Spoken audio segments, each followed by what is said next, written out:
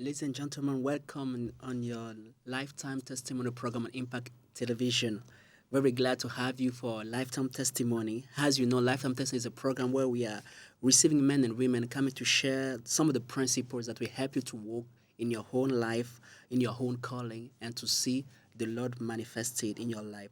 So we have the second part of our testimony with the wonderful couple, Pastor Justin and his wife Sarah Crop. Welcome, sir. Thank you. So glad to be with you again. Thank you. Welcome, Mrs. Crop. We're so glad to be here. Thank you, Arshil. Yes. So last time we spoke about the very beginning of your life, where you received both Jesus Christ, and I remember that you were baptized in the Holy Spirit from your very young age, and we closed that when you attended, the Bible school. So today we'll focus on ministry and marriage because I think that we want to learn more. Those watching us, many young people are watching us. They want to learn more of your life. How do you work with the Lord and also working together in the marriage and how things can work together to have a successful life and ministry. So my very first question is, as we closed last time when you attended the Bible school, did you start the ministry just after the Bible school? How did you start your work in the ministry? I started the work in the ministry with first at a teen challenge, which is a program for people that were coming off of drugs and alcohol abuse. Okay. And so I was preaching at a teen challenge every week and doing some ministry in the church, but it wasn't full time. I was very much working in the restaurant, and it was just doing little things like that. And it was a few years afterwards that we really launched full-time into the ministry. Wow. So you didn't travel just after the Bible school? No. It was probably 3 years after I graduated from Bible school when we started to become full-time. Yeah. So what can you tell to those watching us? Maybe they have a calling, it's burning in their heart. They say that maybe just after the Bible school, some don't want to stop their studies and start the ministry. What can you tell from your experience? Yes. When you finish Bible school or even before you go to Bible school, you're full of zeal. Yeah. And there's that zeal, I want to see it happen. And it can be a trying time because you feel like, isn't zeal enough? Yes. And yet the Lord has often a road before us that's full of lots of opportunities to see if we're willing to serve. And, when Christ came, he says, I've come not to be served, but to serve. Exactly. And so I think even in that zeal, especially when we're young and we're ready to go, yes. God slows us down and says, but are you willing to serve? Yes. And so for me, it started with lots of opportunities. And I remember having that feeling like, this isn't what I'm called to do. I want to do what I'm called to do. And someone said to me, it all starts when you just say yes to lots of opportunities. Just keep saying, yes, I can do that. Yes, I'll do that. And be willing to serve. Yes. And so for me, that's really how it started, like with my husband. It was before we were even married. Yes. I think both of us had opportunities to just say, yes, I can do that. I think my first class, because, I felt called to teach the Word of God. Yes. But my first group was children in a Sunday school class. Wow, this is where you start serving. Little children, like 4 and 5, 5 years old. Wow. Meanwhile, you are called to serve, to go to the nations. Yes, and I'm like, okay, put me on the airplane. I want to go, And my pastor came to me, and I really thought he might ask me to teach like adult Sunday school. Yeah. And he came to me and he said, Sarah, we have an opportunity for you. And I was like, yay, And he said, the class of 4 and 5-year-olds needs a teacher. And I went, but then the Lord said, say yes. Wow. And I said, okay. And I said yes. Yes. And, that was the best way to start. Yes. Because if you can break the bread, as my husband likes to say, Yes. if you can teach truth to a 4 and a 5-year-old, then Yes. you can teach it to a 6 and a 7-year-old. Yes. And then an 8 and a 9-year-old. And Yeah. you just keep, feeding people. Wow. So when I did that for a year, Yes. my pastor came back to me and said, good job. Would you like the 7 to 10-year-olds? And I said, Wow. yes. Wow, so you are growing.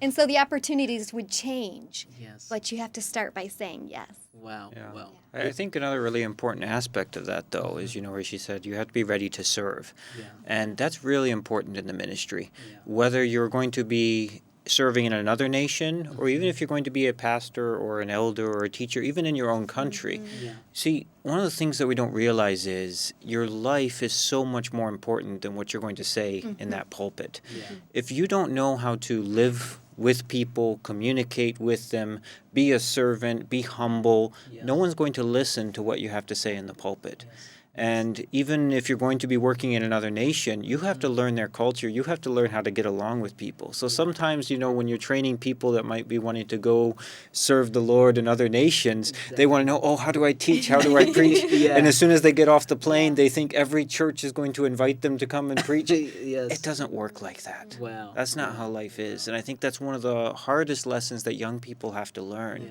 is that you just need to learn how to live, how to serve, how to love. And if you do those things correctly, then ministry opportunities will open up for you. And But that's not the most important thing. and you said something very important. Your life is more important than what you are going to say on the pulpit. Mm-hmm. So it's first about your life, not about what you are saying on the pulpit. Yeah. Because this ministry is not only on the pulpit. Yes. This is what you mean. It's more about what you are living, how you relate with people. Yeah. And I mean, I can give an example. There are pastors that preach very well. Yes. But when it's 3 o'clock in the morning and a member has just passed away or someone is sick and they call the pastor and the pastor doesn't respond, Yes. they don't feel that love. Yes. But if they call, another pastor who might not preach very well, but that one is there within 30 minutes, they're at the house praying for them and being with them. That just means so much more. And even if he isn't as good of a preacher, the people will be more attached to that. Exactly. And that's not in a foreign context. That's just for a pastor in a local church. Wow. And so that's the kind of thing that we have to be Christians. Yeah. We have to live Christian lives. We have to support each other. We have to pray for each other. We have to show the love of Christ. Yes. And so, ministry, we think of it just as what happens behind the pulpit, but it's really so much larger than that. Yeah. And even if we aren't called to be a pastor, that ministry we can have just by loving each other, Yes. it really means something. And even if we are called to the ministry, it still means something. Exactly. And Even it's more. what lays the groundwork even. Is this the reality of what we're Yes. preaching then in the Wow. pulpit? Wow. Amazing. And I think that same message applies to other ministries. We're talking about pulpit ministry, and I'm thinking as he's speaking about praise and worship ministries. Yes. Yes. And I think a lot of young people, they have a drawing to that. Yeah. Oh, I want to sing, I want to use my voice. And, it's the same thing, though. If you want to be a contributor to that atmosphere, be a worshiper. Yeah. Just be one. Be one at home. Yes. In your devotional time with Jesus. Yes. Worship him there. Start by worshiping in your church. Participate. Yeah. When you're not on the platform. Wow. Some people wait until they're on the platform to sing loud. Yes. And, Jesus wants to hear us singing all the time. All the time. And the people that, a wise church is going to put on the platform is the worshipers that are leading from where they are. Yeah. Yeah. And, we want to be true Christians, true Yes. worshipers. Yeah. And so no matter what the ministry is, Yes. the Lord's going to shine a light on what is real. Exactly. And so we want to just practice being real. Wow. Wow. That's amazing. Yeah. Well, we come back on that later on about how both of you met each other. I think that a lot of viewers want to know because you were in Bible schools. I think you were together in the same Bible school. Did you know each other before that moment? Yeah. Not Well, really. not know each other, but I met him when I was a baby. All right. I don't remember if we covered this in the first or not, but when my mom had just birthed me, I was a month old. Okay. And his mom was traveling through, Okay. and he was 8 months old. Wow. And the family was just getting ready to go to the mission field. So our mothers met, and they both had the babies. And they didn't know that the baby is one day. they had no idea. So our mothers like to remind us that we met when we were babies, Yeah. but we don't remember. So, I mean, I'm sure we saw each other. Sometimes we would go back home and Yeah. visit the churches. I'm sure I saw But there was her, but nothing. there was nothing. No.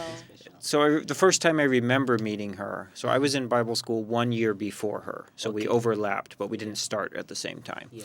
And she had just gotten back from a trip to Africa, actually. Yeah. And her sister was also in Bible school earlier than she Alright. was. Okay. And so I had gone to her hometown with her sister and with other friends and to see my sister. And we met at a restaurant. Yes. And that was the first time I remember seeing her. And she had just come back from a trip to Africa Wow. for 5 months. Wow.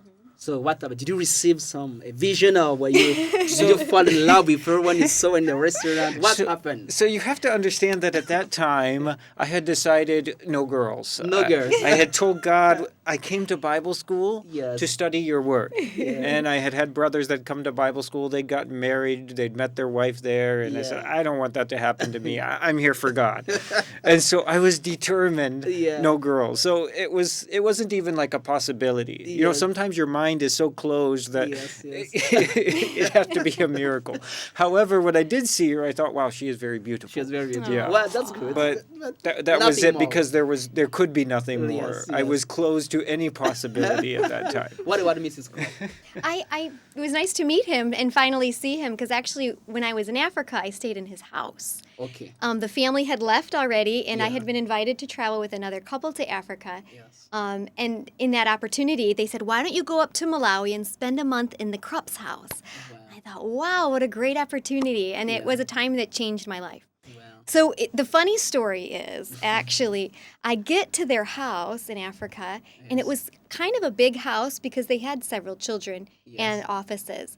And the woman who was staying in the house said, you can stay in any room you want. Just Yes. walk around and pick the room that you're comfortable with. Yeah. So I walked through the house, and I picked the little room next to the office. Yes. And I found out all these years later, Yeah. 2 or 3 years later, that was his room.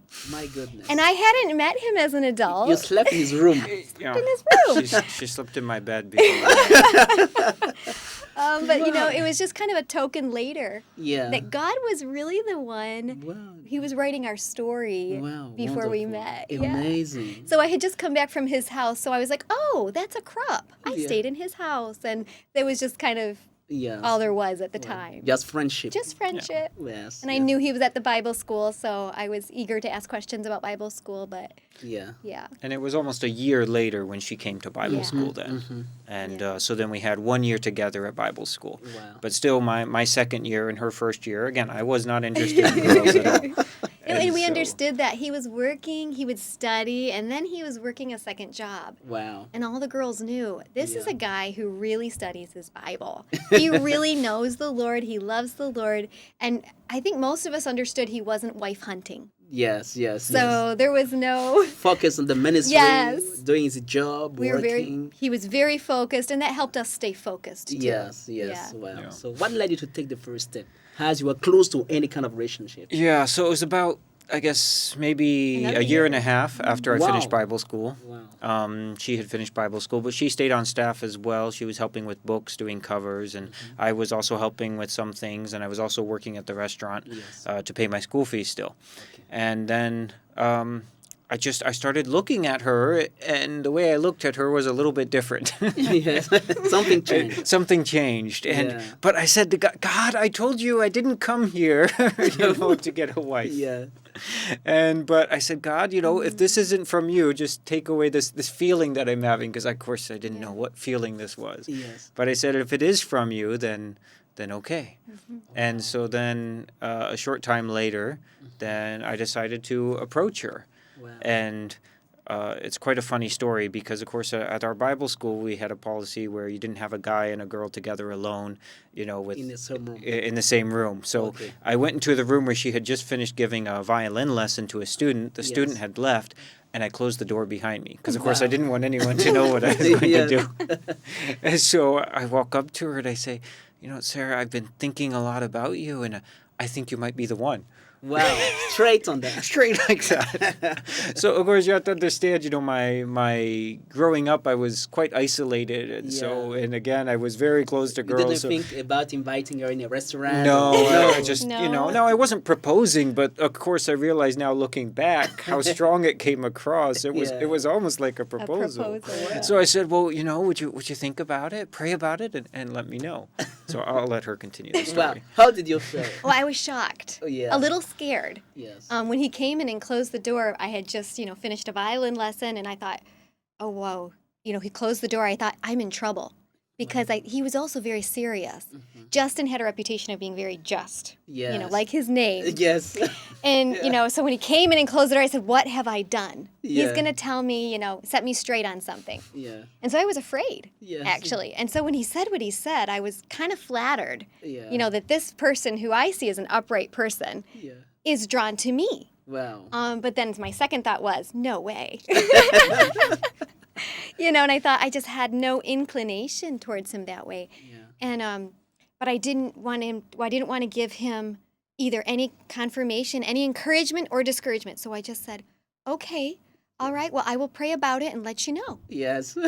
And he left. Yes. And I just ran to my room and started praying right away because I didn't know. Yeah. Your feelings can be so deceptive. Yeah. The enemy loves to deceive us by how we feel. Yes. And so if we feel that we like someone, doesn't mean that we should be with them. Wow. But the feeling that we don't like someone doesn't mean we shouldn't. Wow. This is very important what you're telling. We Yeah. don't have to work by feelings. So Yes. you may feel that you love someone. It's not necessarily the right one for you. Yes. But you may feel that you don't love him, but it may be the right one. Yeah. Yes. Because Wow. feelings change with time. Yes. So I Yes. think that's important to realize is that it's not that the right one you'll never have feelings for. There needs to be feeling at a certain point or it can't be right. But because feelings change, we all change. We can't just go by feelings. Yes. Yeah. That's no way to live life. It won't lead to a happy life. And so we must give time for feelings to change. Change. So you have to put your feelings before the Lord and say, Lord, this is how I feel. Yeah. Yeah. What do you have for me? And, lead me by your spirit. And you just kind of put your whole life out in front of the Lord and say, give me the right feelings. Lead my feelings. May the Spirit lead my feelings. Because if my feelings lead, I might not end up where I want to be. Exactly. And so I tried not to encourage or discourage him. It was an interesting time because we were working in the same building and I had to see him every day. Wow. It wasn't easy because I knew he wanted to talk and I didn't want to talk. So I would, hi, Justin, Yeah. and just kind of keep going Yeah. because I wasn't ready to have that talk. She made me wait 5 days. For Wow. 5 days, For she 5 said days. nothing. Oh, nothing. It's so difficult. I can imagine. And I didn't talk to anyone because Yeah. you don't want people to lead your feelings either. Exactly. And a lot of chatter can Yeah. influence you. And I Wow. just said, Lord, I want this to be an opportunity for me to hear your voice. Yes. And after 5 days, I heard nothing. Yeah. And I said, Lord, I need to answer. So this is a Sunday morning. I said to the Lord, okay, Lord, I don't really feel one thing or the other, so I'm going to tell him no Yes. because I'm not ready. Yeah. So I go to church and I'm determined that after the church service, I'm going to talk to him and tell him, And tell him no. no, It's okay. yeah, it's okay. It's just not right, And I'm in church service, and there the Lord chooses to meet with me. And I'm just worshiping the Lord, and I say, I love you, Lord. He goes, oh, do you love me with all your heart? I said, yes, Lord, I love you with all my heart. Yes. And I'm just loving the Lord. Yeah. And he says, do you want my will for your life? I said, yes, Lord, I want your will. Do you want my very best for your life? Yes. Yes, I want your best. And then he says, then you want Justin Krupp. Wow. And that quickly, he dropped like a seed of desire in my heart. Wow. Imagine. And I said, okay, then I want Justin Krupp. Wow. And so I could just align my desire Yes. with the will of God and say, if that's what's from you, then that's what I want. Wow. And it sounds so simple. It wasn't as simple as it sounds. It was Yeah. emotional. It was Yeah. a struggle. And yet I could do it by God's grace. Wow.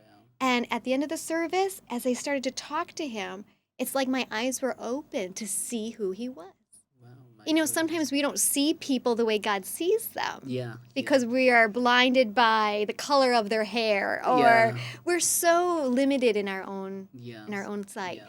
But it's like as we started to talk, I could see what God saw in him, and I Wow. fell in love with him. Wow. Starting from that day. Wow. Wow. And you Yeah. get married some month later. Right? 9 Yeah, months, right? just 8 months.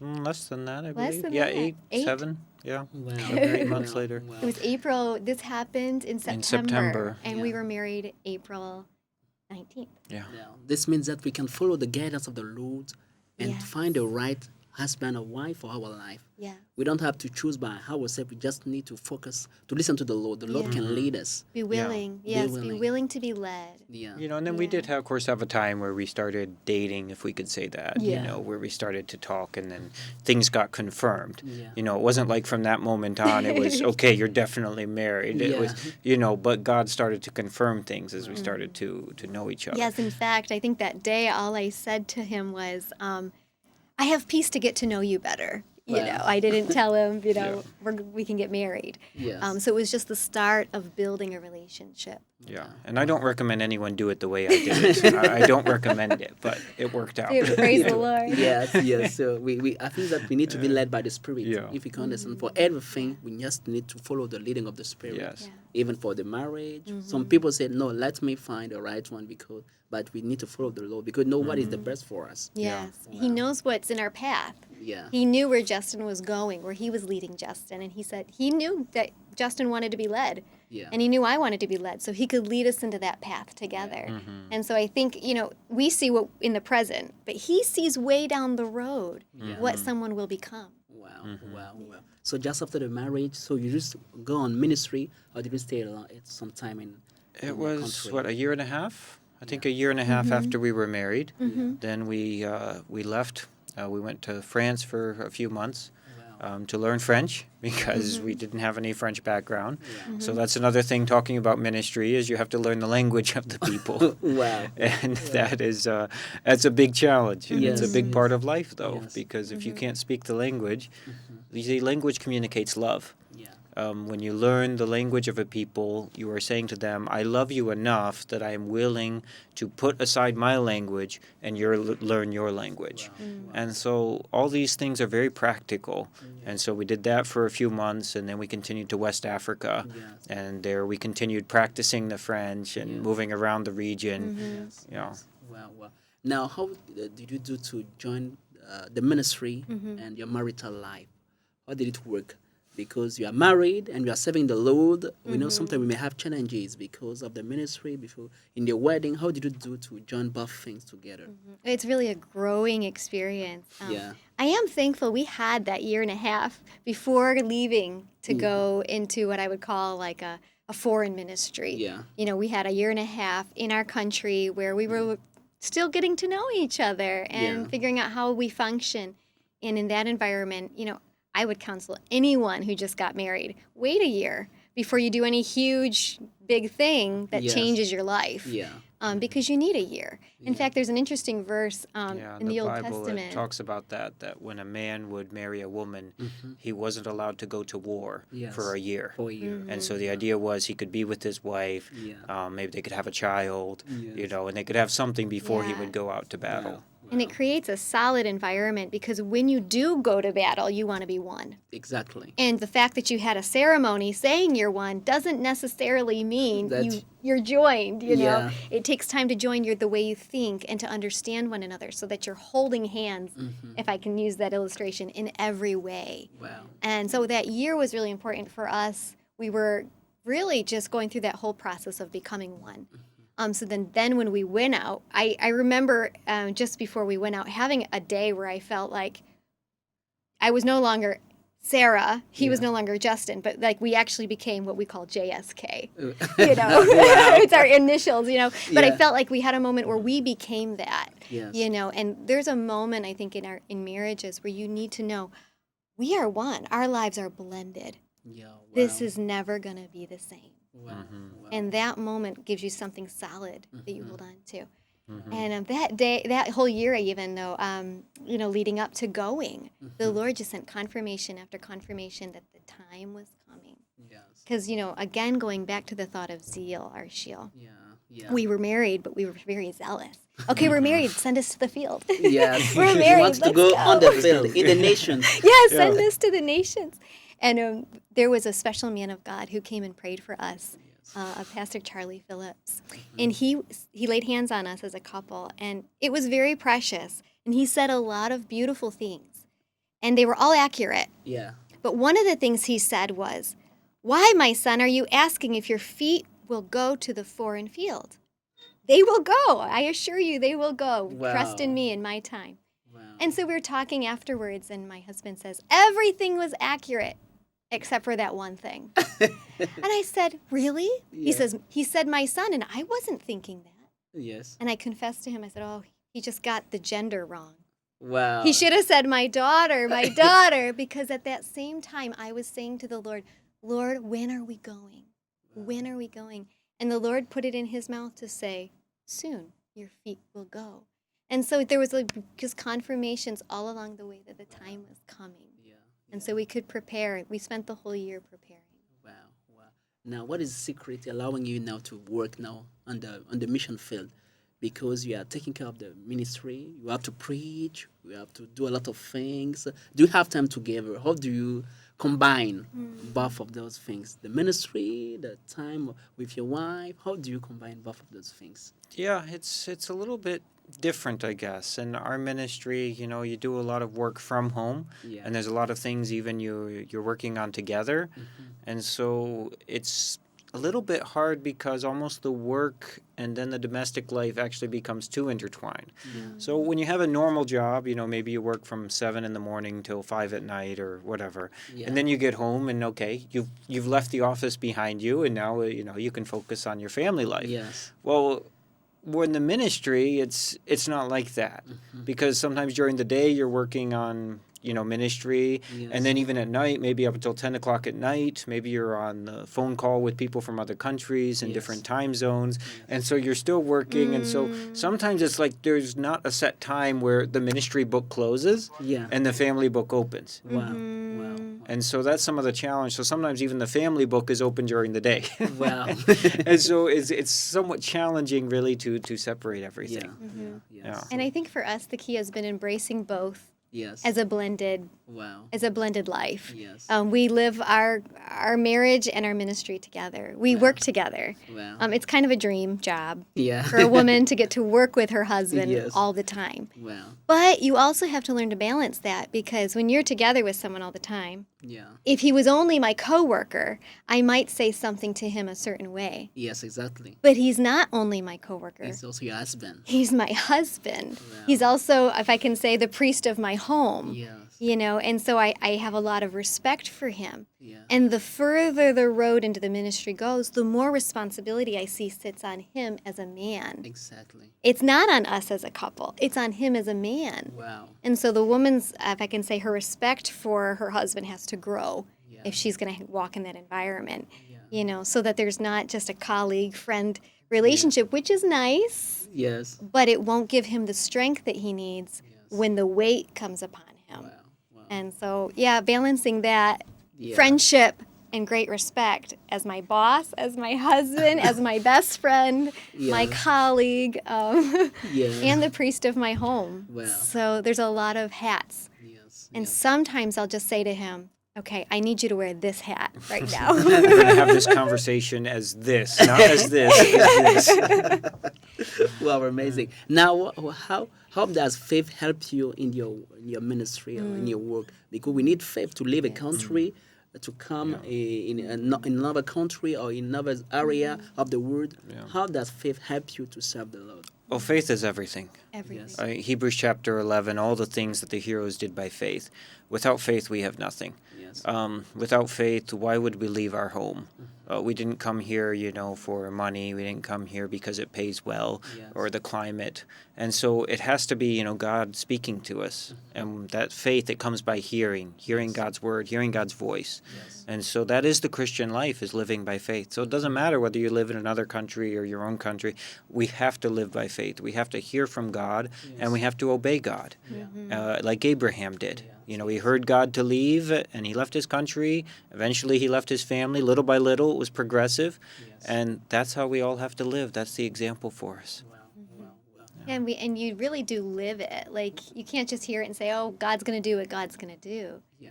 And when we would hear things, I would say, we're talking about Christian faith. We're talking about being attached to God. Yeah. And as we would hear things, we'd have to believe that they're true for us, Yes. our exactly. life, Yeah. the path God has for us.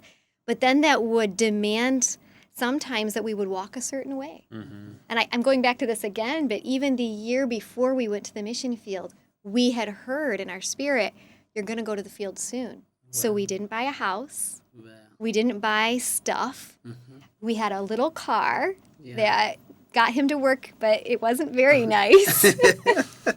And when people wanted to give us wedding gifts, we said, please don't give us things. If you want to give us money, that's fine, Yes. but don't give us stuff because we don't want to be attached to our country. Yes. We want to because be free to go. we are preparing because you heard a word from God. So Yes. we are preparing by Yes. faith to go on the faith. Yes. Exactly. And you have to be in agreement with your partner. Yes. You have to be in agreement with your partner in marriage. So, when you both are hearing the same thing, now you agree, how are we going to move forward together on this? Yes. Yes. What kind of conduct does God want from us now? Yes. Yes. To prove to him that we believe. Wow. And so it's been that way, even with the media work that we've been doing Yeah. recently. Everything has been by hearing, but then following through steps, that prove we heard and we believe. And so That's right. individually, we have to be attached to God. Yes. But then together, we have to talk about those things and hear the same things. Wow. As we're about to close, what is your last word for our viewers? Those maybe they feel that are called to serve the Lord, both men and women. What can you give us maybe some advice for those that feel they are calling to serve the Lord before we close? Be faithful in what God's given you to do right now, Amen. today. Live life to please God and also to get along with and love those around you. And then don't give up on your vision. You feel you have a vision from God. Keep pursuing that, but realize that might take 20, 30, 40 years.